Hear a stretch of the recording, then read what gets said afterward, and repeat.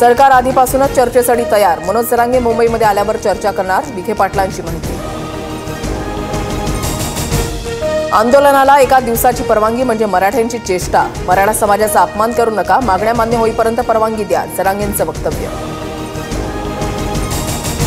मुख्यमंत्री फडणवीसांनी संयमानं शब्दाला जागून जरांगेंच्या मागण्या पूर्ण कराव्यात. फडणवीसांनी आंदोलकांशी चर्चा करावी. संजय राऊतांची मागणी. पुन्हा पुन्हा मराठ्यांच्या नाराजीची लाट फडणवीसांच्या विरोधात गेल्यास ती त्यांचं राजकीय करिअर बर्बाद करणारी असेल. जरांगेंचा इशारा.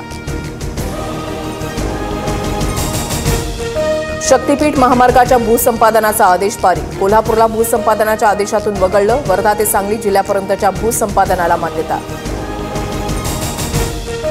इंग्रजी शिकलो म्हणून माझ्या हिंदुत्वामध्ये काही फरक पडला नाही. प्रत्येक भाषेमध्ये एक चांगली परंपरा, मग भाषा शिकायला काय अडचण. संघप्रमुख मोहन भागवतांची भूमिका. लालबागच्या राजाच्या दानपेटीतून पहिल्या दिवशी 46 लाखांची रोख रक्कम जमा.